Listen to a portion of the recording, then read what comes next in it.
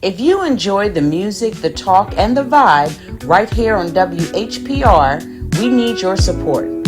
Help us keep independent radio alive by sending a Cash App donation of whatever you can to $WHPR TV Radio. Every dollar makes a difference. That's $WHPR TV Radio. Support the station that supports you.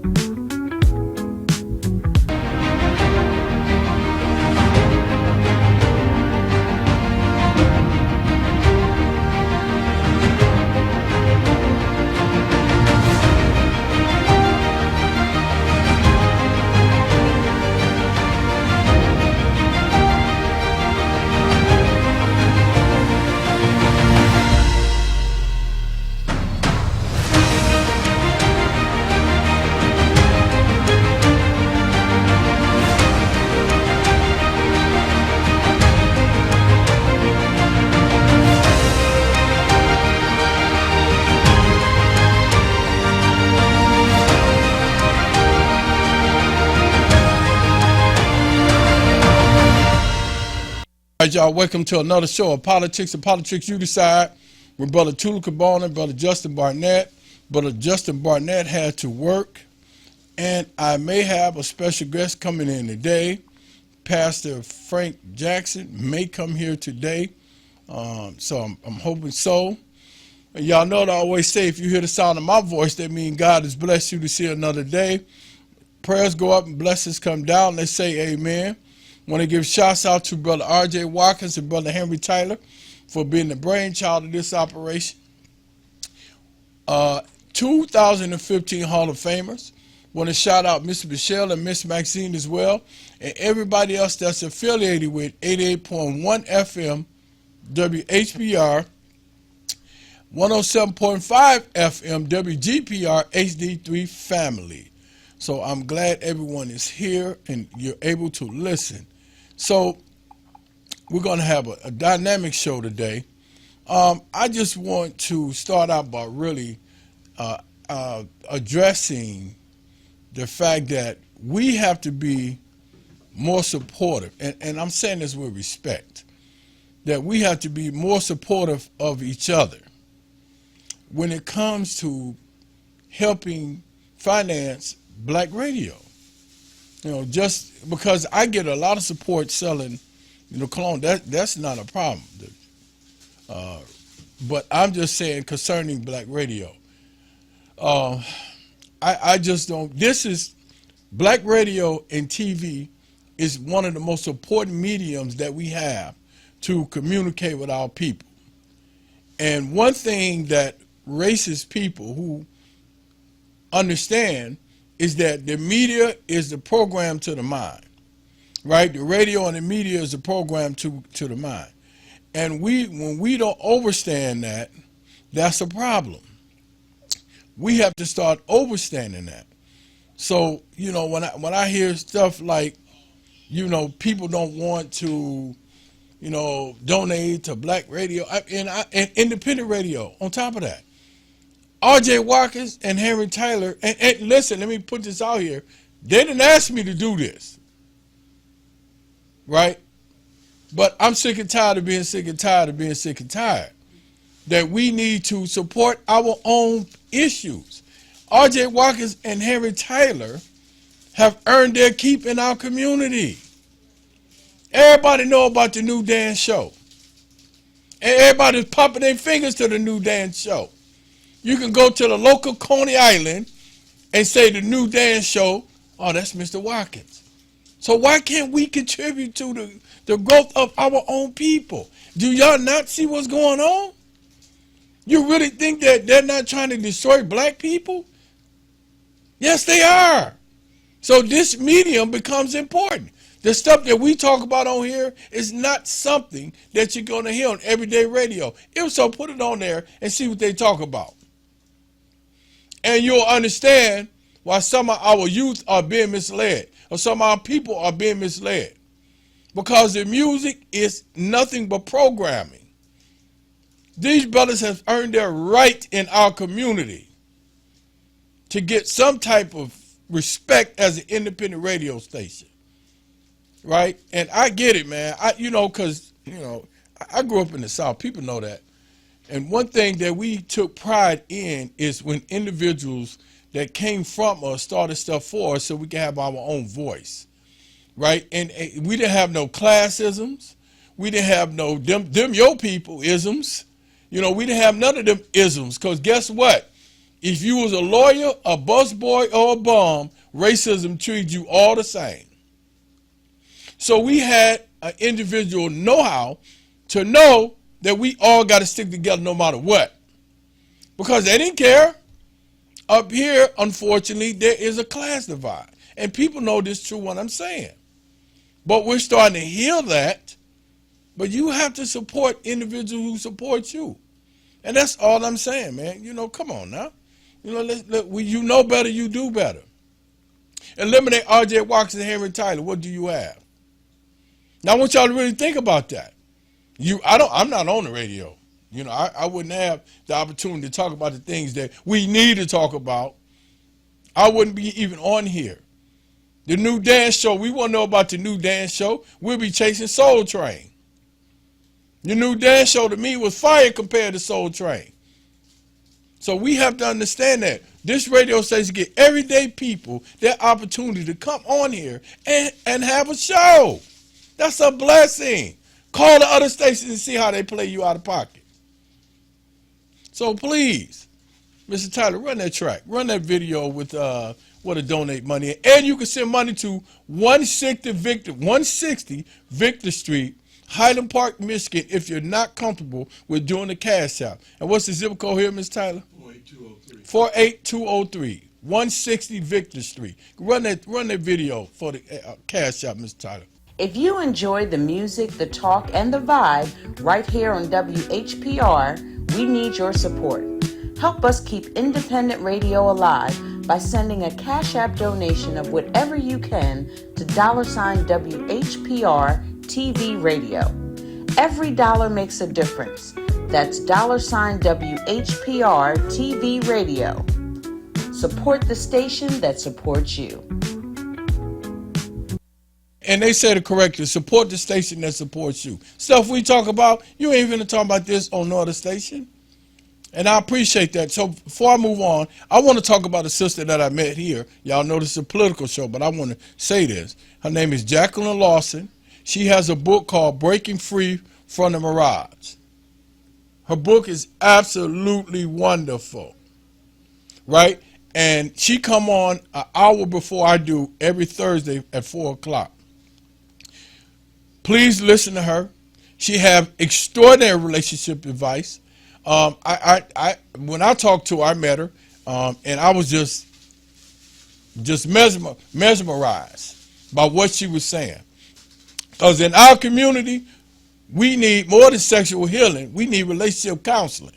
You know what I'm saying? So I'm asking people, and if you can, look up her book, Breaking Free from the Mirage.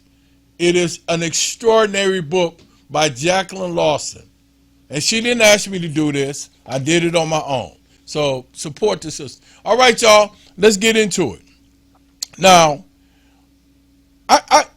there's something going on called, I didn't know anything about this. And politically, this tied into why Donald Trump was elected. There has something called black fatigue. And it can affect the political concept of how we vote, how we feel, and how we think. So I'm gonna play the video. Black, I think it's what you got, Miss Tyler? Donald Trump says evidence proven Trump's policy, and The last one. conservatives are running out of. Those are the ones. Okay, the conservatives running out. Now I want y'all to. I think this is it. Watch this. Let's see what's fire. And I want y'all to pay attention, please. And like I said, in on the show doing this, where you can sit and listen and watch the videos in the studio. You can't do that. Go ahead, Miss Tyler. Thank you. I just believe that we need to stop as a whole with all of this complaining. We need to move past the past and, become better.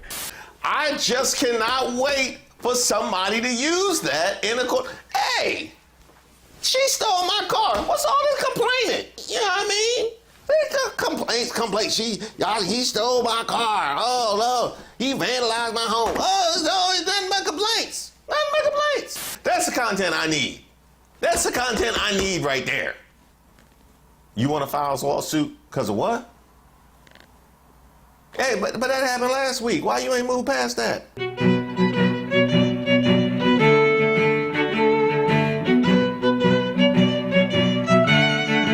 Hey, shout out to all of the subscribers and members here on the channel. Don't forget to give the video a like.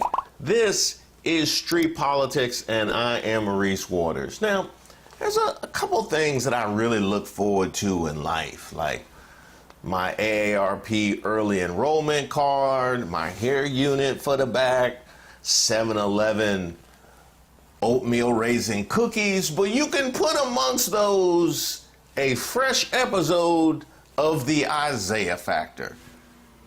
I'm in. It's not racist, and I know y'all have been told this is racist, but it's not. It's not racist to call black people out for their behavior and what they're doing to society at this moment. I'm glad people are noticing this because it's been so many years and it's finally catching up to y'all. I've been trying to tell y'all that white people are tired of y'all. I'm tired of y'all too, but everybody, the world is getting sick of y'all and y'all's. I'm so glad this day is here.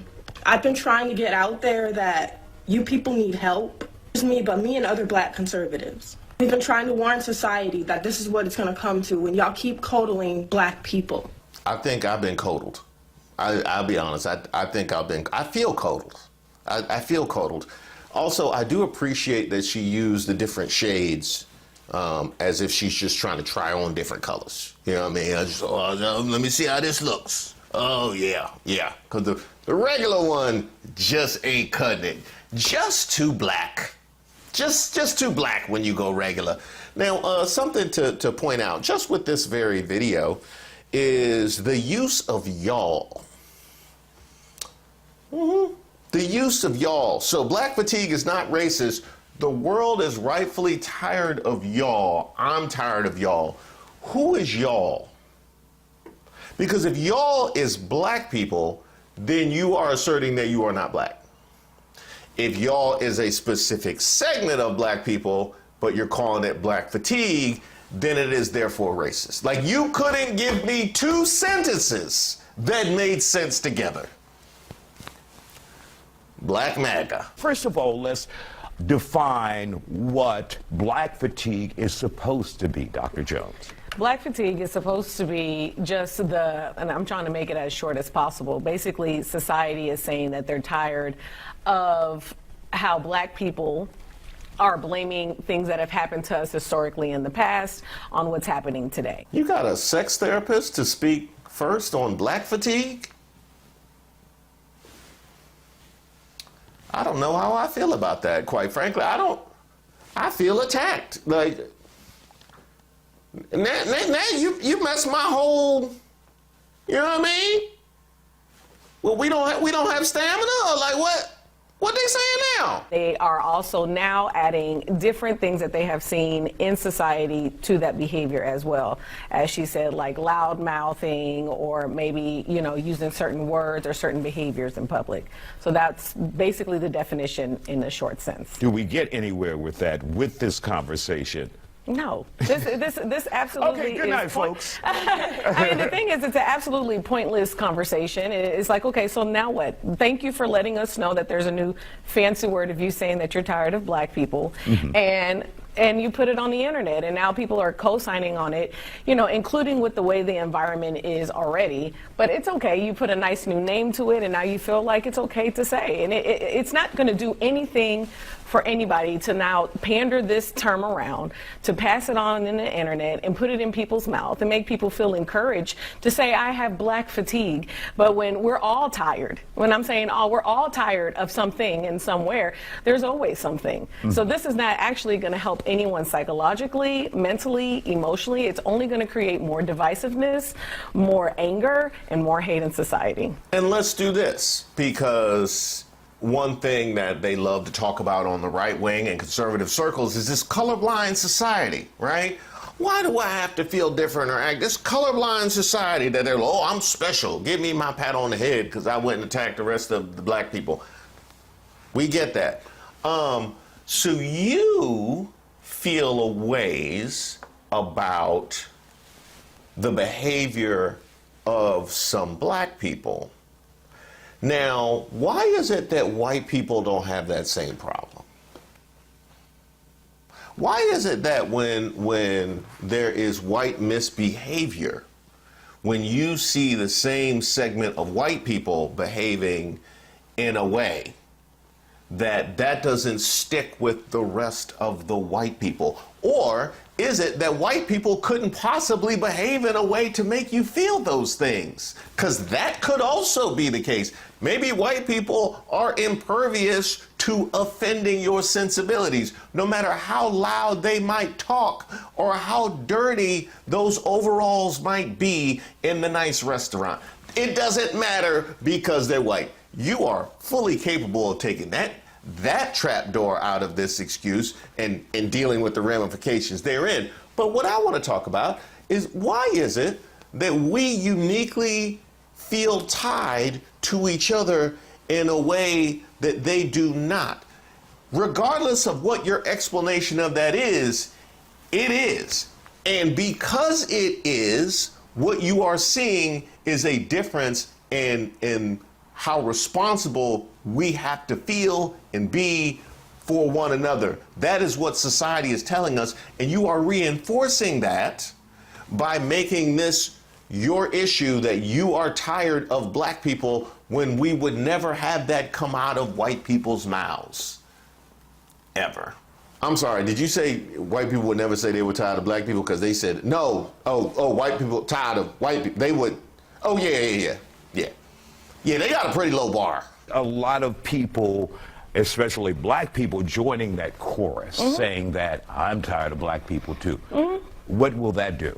It's not going to do anything, because here's the thing: that black person, or the black people that are on the internet saying that, can go somewhere and they're going to be already stereotyped into the group that they're trying to separate themselves from just because they're black. You actually have to be around people to see their behavior. You have to witness their behavior to actually understand who they are. But she could sit there and be in a crowd of a room of black people, and guess who she's going to be included in that group as well. She's not doing anything that is going to help her or her race at this time. And that is exactly why Candace Owens' baby shower looked the way that it did. They know to stay from around other black people because of this perception that they have no problem adding fuel to, in feeling like it's everybody but me. We've seen it a lot. Angela, let's hear from you.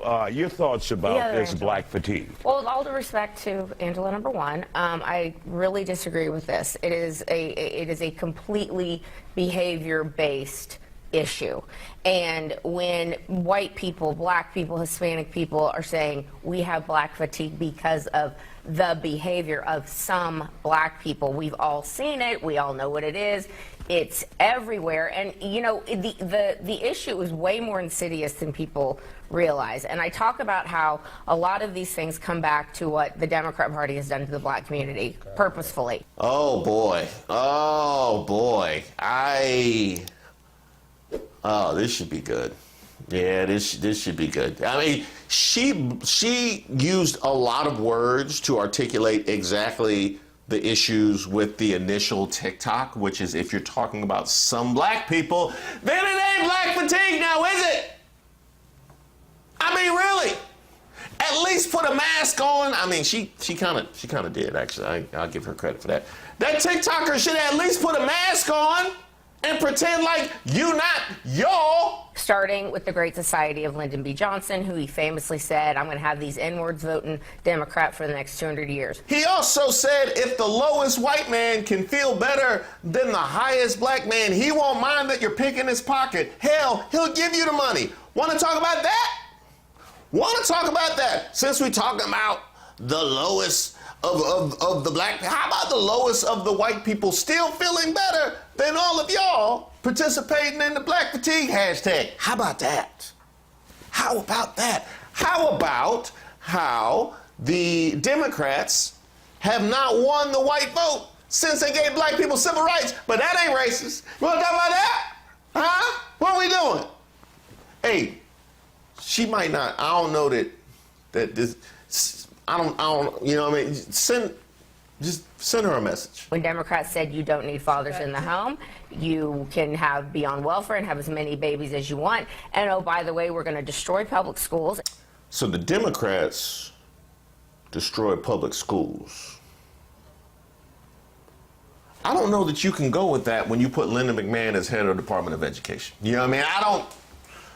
They need to cut, you know what I mean? That's not an A1 talking point right there. It's really not. We're going to destroy public schools, and we're going to make sure that behavior standards are seen as racist. Ooh, I love this. I love this. Behavioral standards are seen as racist.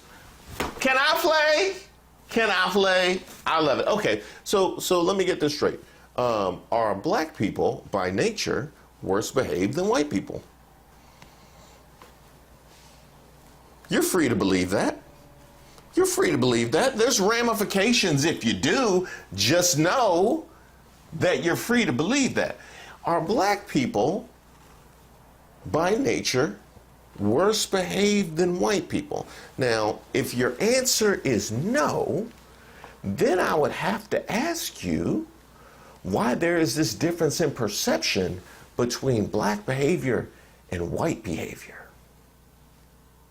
Because if we, and I'm looking at y'all black MAGAs, if we, not y'all, if we are by nature somehow defective and damaged, okay, if that is the case, then, you know what I mean, you should just say that part and deal with what that means for you.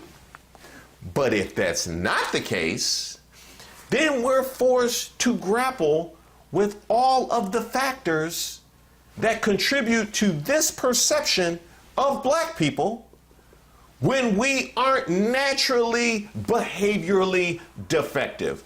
Those are the only two choices. This ain't all the files. This is not all the files. Half these names are blacked out. This page right here look like UPN Friday night. Ain't nothing but black on here. And I know exactly who it is. Why is he protected? Oh, because he donated? All the tax breaks he get, that was basically my money he donated. Where's my protection? You already know. While the haves protect themselves and each other, they do nothing when your phone numbers, addresses, and bank accounts are being attacked. And you know who that helps? Data brokers that take all the information they can find on you and sell it without your knowledge. And creeps. It also helps creeps. We know this because the bill that would have required data brokers to get your consent before selling your information is circling the drain like this Congress. This is where today's sponsor Aura comes in. Data brokers do have to remove your information if you tell them, but they make it as hard as possible. But Aura does the hard work for you, constantly scanning the dark web and submitting opt-outs on your behalf. Give Aura a few weeks and you'll stop seeing your information on these sketchy sites when you search yourself. They also include features like dark web monitoring, fraud alerts, a VPN, and more. Aura is truly a great deal if you want to be more private and protected online. You can go to my link, aura.com/Reese Waters. That's aura.com/Reese Waters to try 14 days for free. That's enough time for Aura to start scrubbing your personal information off these data broker sites automatically. Out of control behavior that we've seen in the classrooms, in society, all over, is part and parcel of what the Democrat Party has done to the black community. All right, Eugene, let's hear from you before we have to take a break. Man, why are we all... What does the Democrat Party have to do with black people? Everything. Hold on. Okay, first of all, I think he asked Eugene. So last time I checked, I'm Eugene on the stage. Hell yeah, Eugene. I like Eugene. Matter of fact, I recognize Eugene. Wasn't Eugene up there last time? The liberal is the enemy of the black man, and we can see it right clearly before our eyes. They look at us like we're scum. They look at us like we're poor. And black people are falling for the okie doke, and they're saying, oh, the white man is better than us. He's supreme over us. That's what white supremacy is. Right. I don't believe anybody is superior over me. I don't live my life that way. So I just live according to freedom and liberty. All right, let's hear from Eugene. Please, man, I've been in this twilight zone. Like, I've been patiently over here at the tail dog position. So first of all, if you can't see the racism, your eyes are just closed. You said it's not about what people say about policy, so let's just run it down real quick. They removed the Harriet Tubman from the National Archives. They removed it, and then they had to put it back after backlash. The same thing they did with the Tuskegee Airmen. They removed that and had to put that back. Trump is literally trying to dismantle black America. Yeah, they owe Eugene. They owe Eugene from that. I see Eugene never left. Eugene was still finishing them conservatives off from last time. They were like, hey, we about to tape a whole nother episode. He's still backstage throwing punches. Just tell him. All right, y'all. I let y'all walk a great deal of that. That's interesting. They got something called black fatigue, and I just laid it out.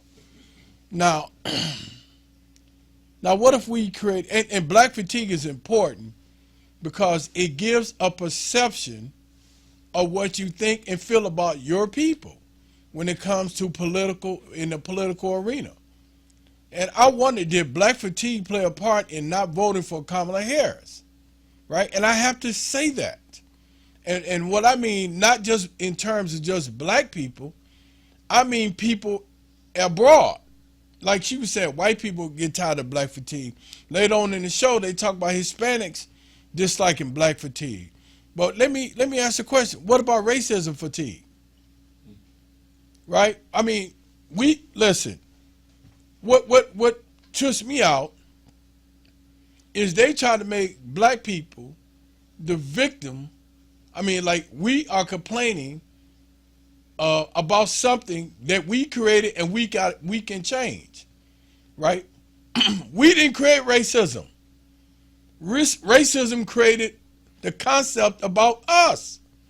So now when you call it victimhood or we complaining, but yet you don't apply that to nobody else. Y'all know what I'm about to say. You don't apply it to my Jewish brothers and sisters. I have never heard one person come out and say that my Jewish brothers and sisters who criticize the Nazis suffer from victimhood. I have never heard anybody come out and say, well, the Native Americans come out and criticize what happened to their ancestors, they suffer from victimhood. I have never heard anybody criticize the Japanese Americans. But let's go pick on them black folks. And they find black people to co-sign it who's not even, their ancestors aren't even from America. Meaning they were black people born in another part of the world who came to America off the benefits of what black people did prior to them getting here, was it's called FBA, Foundation Black Americans, because the black woman, if you watch the show later on, she comes from Nigeria. Her parents is Nigerian.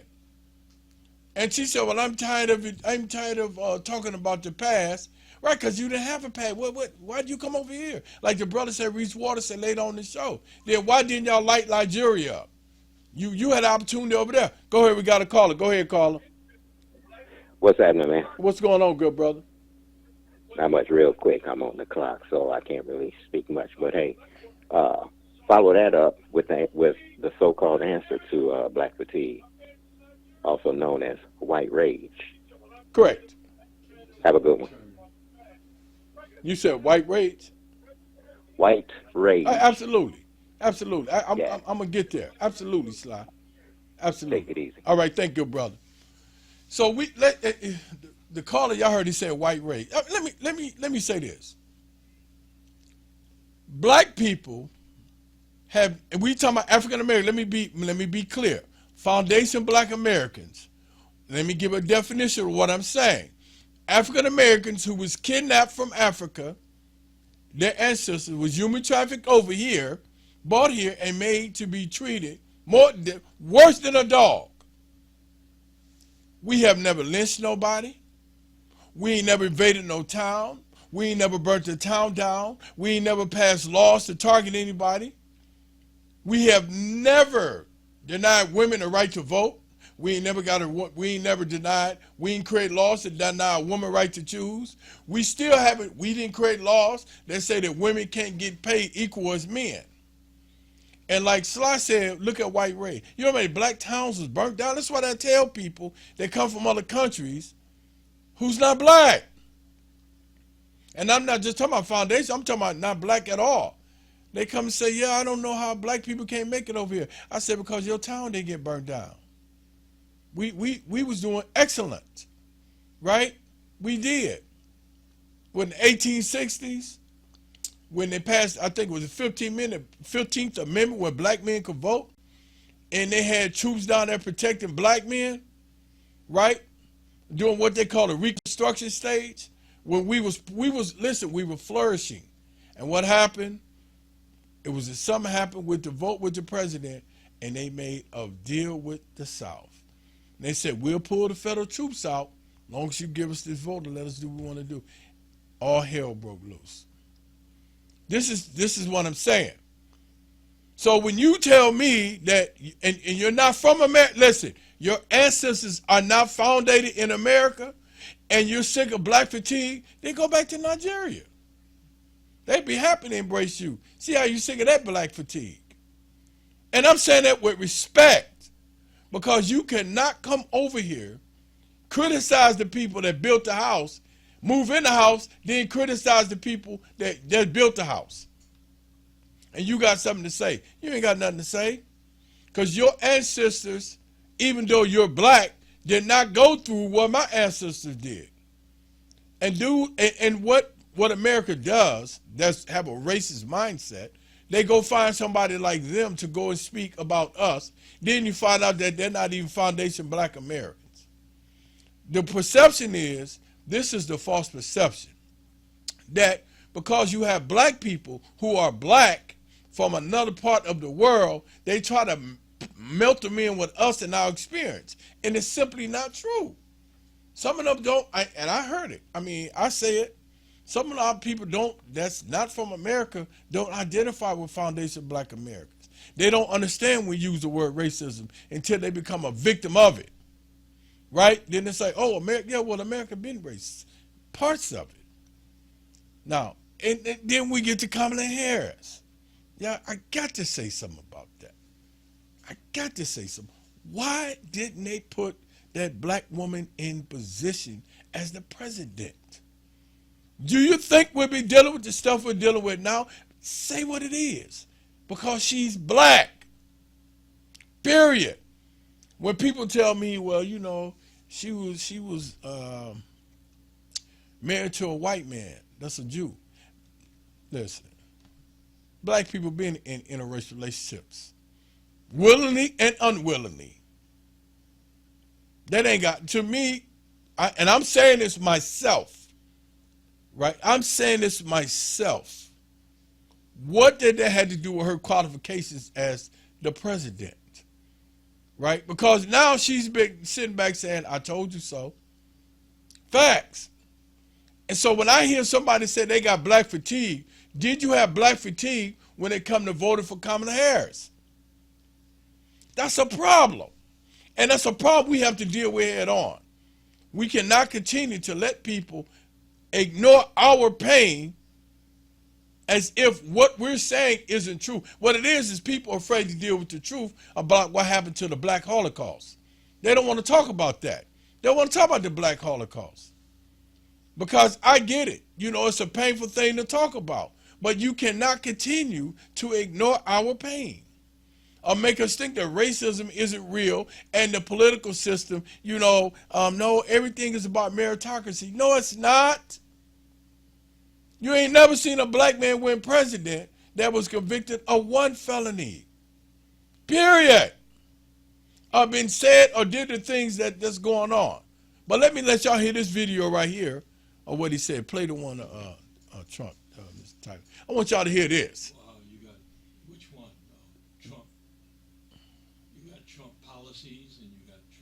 not the other one. I want y'all to hear this.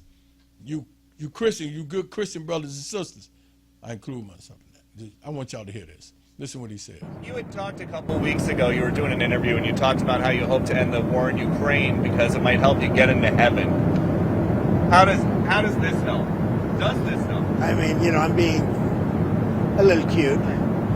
I don't think there's anything going to get me in heaven. Okay, I really don't. I think I'm not maybe heaven bound. I may be in heaven right now as we fly in Air Force One. I'm not sure I'm going to be able to make heaven. But I've made life a lot better for a lot of people. And, you know, as an example, had the election of 2020 not been rigged, you would have millions of people living just in Russia, Ukraine alone. That would have never happened. And it didn't happen for 4 years. Mr. Tyler, play that video back again. Now I want y'all to listen closely to what he said to all you Christian brothers and sisters. Say y'all didn't want to vote for Kamala Harris and her policies because she was not religious, in your mind. Y'all listen to what he said. Go ahead. You had talked a couple weeks ago, you were doing an interview, and you talked about how you hope to end the war in Ukraine because it might help you get into heaven. How does this help? Does this help? I mean, you know, I'm being a little cute. I don't think there's anything going to get me in heaven. Okay, I really don't. I think I'm not maybe heaven bound. I may be in heaven right now as we fly in Air Force One. I'm not sure I'm going to be able to make heaven. But I've made life a lot better for a lot of people. And, you know, as an example, had the election of 2020 not been rigged, you would have millions of people living just in Russia, Ukraine alone. That would have never happened. And it didn't happen for 4 years. All right, y'all. Y'all heard it from Donald Trump himself saying he do not think he's going to make it into heaven. Now I want y'all to put a black man face on saying that. And you had black Christians following him. He's telling you basically, hey, nah, I ain't. So, because spiritualism, what it does, it kind of gives us some type of moral compass on how we should feel or think or act. It lets us know that there's a higher power guiding our decisions that's morally correct, or we want to say morally right. Now, he just told y'all that. People voted for him anyway, right? And you got Christians, they go pray for him and see, well, they go up and pray for him. He just simply told y'all, no, I don't think I'm going to make it into heaven. And now that's a deep thing to say because it measures your character when you say stuff like that. But I wanted people to hear it for themselves. But they ain't want to vote for Kamala Harris because you disagree with some of her policies. Come on, man. All right, y'all. The phone number calling is 313-365-7379. And that's 313-365-7379. All right, Mr. Tyler, we're going to go to the next video. This is fire. Please pay attention. Before we get started, please go over to Amazon.com and grab a copy of my book, Education and Justice. If you have an African-American son in public school, you need this book because I teach you the many ways that public schools mistreat African-American boys and what you can do to help your son. So go over there and get your copy immediately.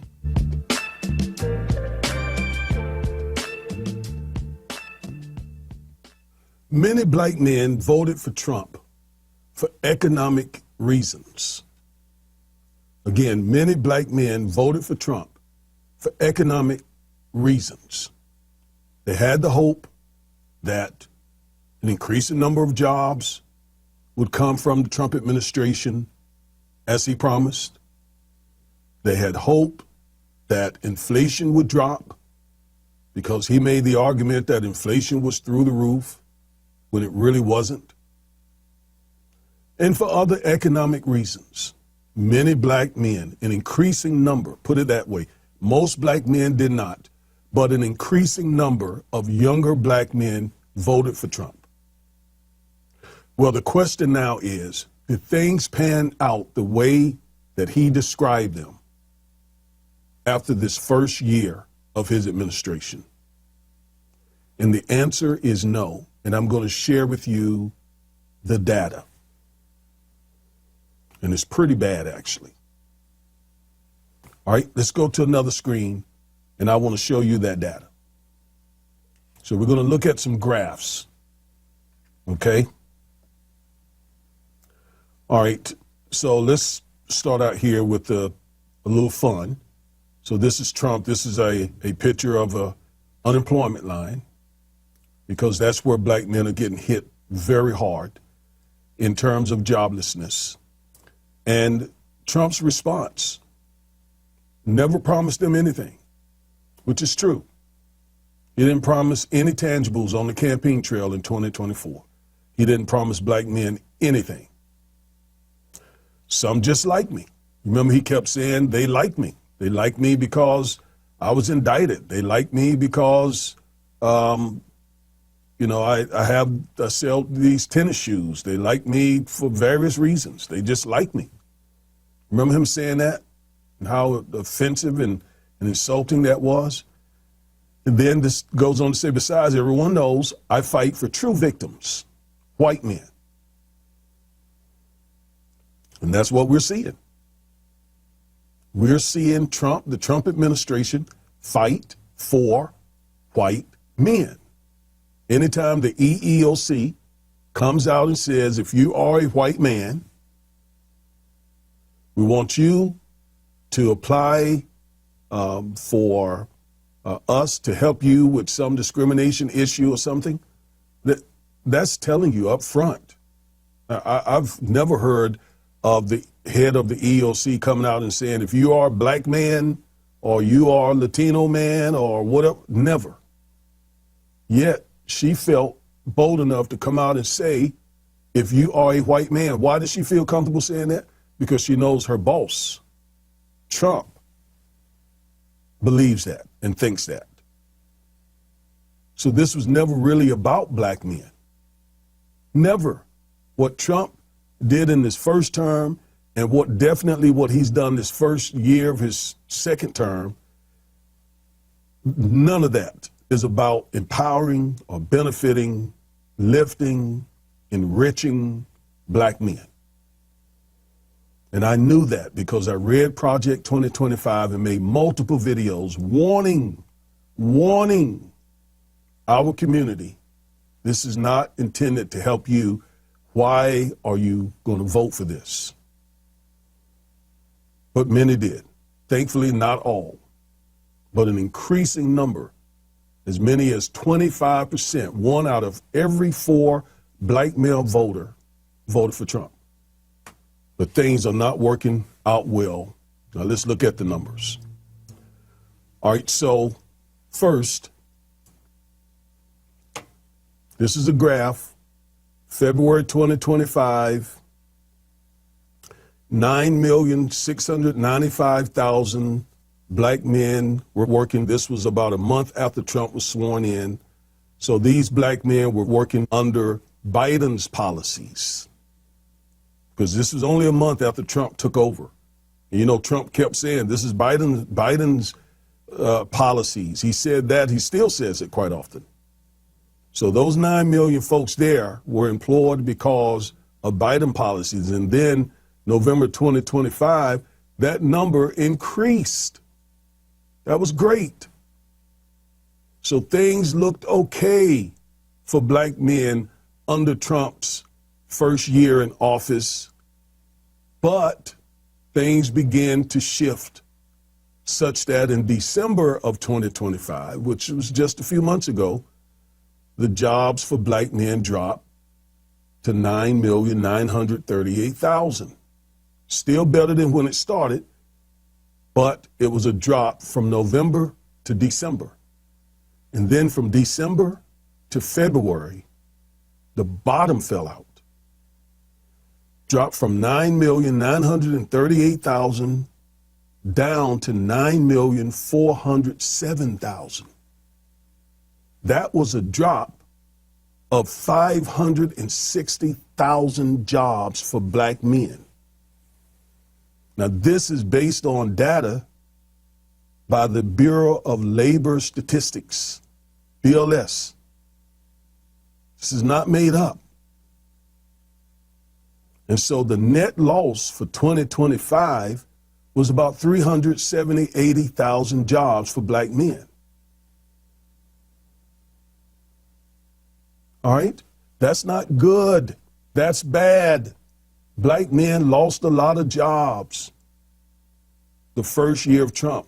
It started out here, 9,695,000. It ended up here, 9,407,000, which means total net for black men was a loss of almost 400,000 jobs for black men. And it was a huge drop from December 2025 to February 2026. 560,000 job losses for black men. That's horrible, folks. Let me put it where you can see it. Down here, 562,000 job losses from December to February 2026, and 380,000 for 2025. So things are not going well for black men, nor black women. Black women lost hundreds of thousands of jobs as well the first year of Trump's second term. All right? This is not going well for our community. And that's because they are targeting our community with anti-black policies, anti-DEI policies, anti-civil rights policies. You see, one of the things that's going on, a couple of things that are going on, let me explain this to you. I'm going to explain it further in an upcoming video. But one of the things that the MAGA movement really believes or harbors is racial resentment. They believe the African American community have been receiving benefits that it didn't earn or don't deserve, or undeserving. All right, y'all, we got Pastor Frank showing up, but I just wanted to say, wow. When black men don't work, black men can't pay bills. Black men don't work, black men can't pay child support, right? And I want y'all to see that. How much the jobs decline, so much that, but we voted for him. That is horrible. Over 500,000 jobs? I'm a firm believer, and I said this 100 times. Black men should be the caretakers of the family. That's how I was raised. We lost over 500,000 jobs. They don't have no sympathy for us like that. Come on in. Come on. All right, y'all. Pastor Frank walking in. I know you can see him in the background. We finna have this conversation. How you doing, Pastor? Good, good, good. As y'all know, always, when the brother come on the show, it is definitely fire. He and I was having a great conversation yesterday. And so, on the radio. So we finna finish the conversation now. But I want y'all to really, understand that the Trump policies administration is really not in favor of black people. And we have to embrace that. We can't have, I showed a video earlier, Pastor, about black fatigue. When somebody tell they got black fatigue, tell them you got racism fatigue, right? Because we definitely got racism fatigue. All right, when you ready, Pastor. Hey, thank you very much, Tula, for having me back on the show again. Tula and I were talking yesterday about this war and about some of the side effects and how it affects our community. Absolutely. And one of the things I realize is that that this conflict, can affect us in a positive way and more than likely a negative way.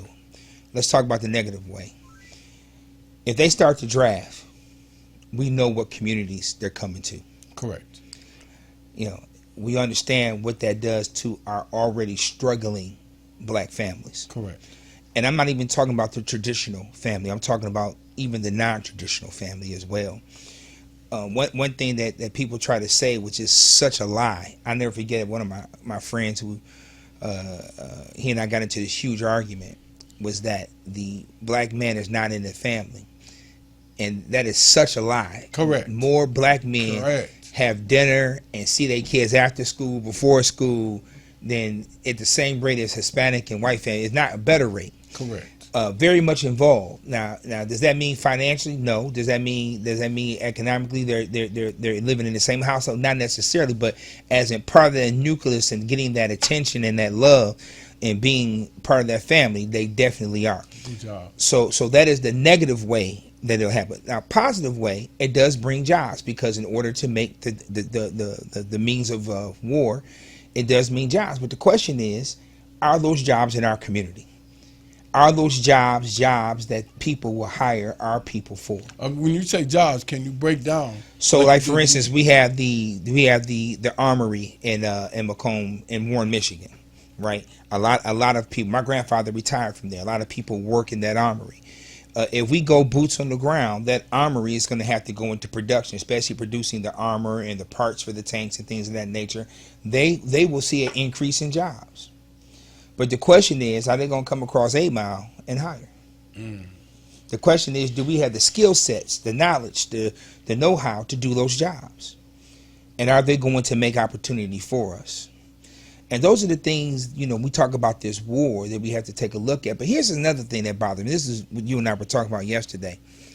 We talk about we can't afford health care. Here we go. Fire. We talk about we can't afford to put hospitals in rural areas. You from Mississippi. Correct. Some people in Mississippi got to travel 50 plus miles to go see an OBGYN or to get emergency care or hospital care. We spent $1 billion a day in this war. Correct. It costs about $100 million to build a hospital. So we're pretty much blowing up 10 hospitals a day. Wow. And we've been in this war for 3 weeks, 2 weeks, going on 3 weeks. Correct. So when you tell me you can't afford health care, you're not telling the truth. You're not being honest. Correct. Because you told us you weren't going to be any more wars. No more sending our children overseas. No more spending any endless wars. But here you are already, and you plan to go back before Congress already this week. Correct. To get more money. Correct. Because you hadn't even done the massive bombardment you wanted to do yet. But yet and still you say you can't build these hospitals. You say you can't provide health care. No. I said this when George Bush was in office. I said this when Clinton was in office. I said this when Barack was in office. I said this when Trump was in office. I said this when Biden was in office. If you show me your checkbook, I'll show you where your heart is. And your heart is not in taking care of the American people. Your heart is not in taking care of even corporations. If you think about it, just think about it. You're cutting food stamps. Who does food stamps really benefit?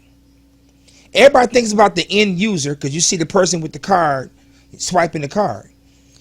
But somebody had to produce that food that they're buying. Somebody had to distribute that food from the farmer to the warehouse, from the warehouse to the store. Correct. And everybody from the farmer to the jobber to the retailer to the seller to the buyer to the end user all benefited from that. And you want to cut corporate welfare. Correct. So on one hand, you give a tax break. On the other hand, you're going to cut corporate welfare because you're going to raise the food costs for everybody. Correct. When you do that. So again, you spend all this money on this war, on bombing a country that had no capabilities of attacking us. Correct. We've already given, Israel spends more money with us than any other country. We've given them all the technology and military know-how prowess where they're surrounded by enemies, and yet they're the ones doing the attacking. Okay. And now you're telling me you can't afford to fund schools. Now you're telling me you can't fund skilled trades. Now you're telling me you can't fund food stamps. Now you're telling me you can't fund re-entry programs. Now you're telling me you can't fund schools. You know what it is your checkbook, your heart is not with the American people. Your heart is exactly where you're spending money. Now let's talk about why we're in this war. Everyone keeps saying because they were a threat. No. Let's go back to Venezuela. Venezuela produces number 2 crude. We don't even use number 2 crude. But guess who does? China and Russia. That's who Venezuela sells their oil to. Guess who else produces number 2 crude oil? Iran. Guess who else produces it? Saudi Arabia. Who has been in bed with Saudi Arabia since before the war? Since before he got elected? Billions of dollars in hotels. Correct. Billions of dollars to his son-in-law. Correct. Billions of dollars in money that he's poured into over here. You're in this war because your heart is where your checkbook is. They've been making deposits into your checking account, and now you're making it so Saudi Arabia is the only place that can get oil to China and Russia. Interesting. You want to kill our children, all because Saudi Arabia gave you some money. That's why we're in this war. That's why we are in this conflict. This is the reason why he is putting 2 toes down. No more wars. Venezuela, Iran, and now he's talking about going into Cuba. Correct. Say they want a regime change. So why are we being the policeman of the war when you literally told us? This is the reason why when I talk to people who support him, the reason why they look confused right now. Because for no more wars, the president of peace, he's gonna be the general, the peace this and this everything, and we've been in nothing but peace. We've had everything but peace. Correct. And there's no reason for it. Correct. What have we benefited from it? Can anyone tell me what we have benefited from Venezuela, Iran, and what would we benefit from Cuba? Y'all listen, the pastor just lit it up. Now he know, I got 2 minutes left. Pastor, you got to come back. Because you just set it on fire. And what the brother's saying is true. I seen yesterday, me and you was talking. I seen you last night because you was like, he ain't going to do the draft. He probably going to do the draft. I mean, not the draft. I'm sorry, not the draft. He's sending troops to go on the ground over there. He's sending troops to go on the ground. If he does the draft, you can forget November. You could pass it. You could pass the SAVE Act. You could pass whatever act you want. Yeah, that's what you said yesterday. I can hear my uncle right now telling my auntie, go get my 10 pieces of ID so I can go vote. This man had lost his mind. But listen, let me say this. Even if he don't do the draft, Pastor, will he lose? Will it be a blue wave in November? I'm saying yes. So I would like to say yes. But until it hits our checkbook even harder, when these gas prices go up to, when it goes up to $5 a gallon for unleaded gas, that's when. Well, it's going to $5. It's heading that direction. Because guess what Iran is good at doing? Guerrilla warfare. They blowing that straight up. Anytime a ship try to get to that strait, and which OPEC is using as every reason to raise gas, the speculation. And the United States, even if we were to drill baby drill, we cannot compete. Correct. With them with gas. They said that, absolutely. We can't compete. Correct. Our cost is too high. Correct. That's true. All right, and Pastor, you got to come back, man. We got to finish this conversation. He did come. I asked him to come for the last, but y'all see why I brought him here. It is fire, fire, fire. And again, thank you so much, Pastor Frank, for coming. Prayerfully, you'll be here next week. Well, if not, you come on my show Monday anytime. I want to say thank you. Again, we're going to ask people to donate to the show. Please, as you heard this brother speak, now he only gave 10 minutes. If I gave him half an hour. To tell us there. You're not hearing this type of conversation on any other station but this one. So please break bread with us. Catch my show Monday, Real Talk with Tula Cabal. The pastor's welcome to come on if he can. I do want to continue this conversation because we get deep and deep into the ground with this stuff. Your health is your wealth. Your health is your wealth. And again, Mr. Tyler going to run the video again for Cash App. And for those who don't want to do Cash App, send the money to 160 Victor Street, Highland Park, Michigan, for our show. What's the zip code, Mr. Tyler? You always got it. 48203. 48203. Real Talk with Tula Cabal and Politics or Politricks. You decide with Justin Barnett, Tula Cabal, and our adjacent co-host, Brother Frank Jackson, Pastor Frank Jackson. Thank y'all. Have an amazing day. Power to the people. Power to the people. Power to the people. Thank you. If you enjoyed the music, the talk, and the vibe right here on WHPR, we need your support. Help us keep independent radio alive by sending a Cash App donation of whatever you can to $WHPR TV Radio. Every dollar makes a difference. That's $WHPR TV Radio. Support the station that supports you.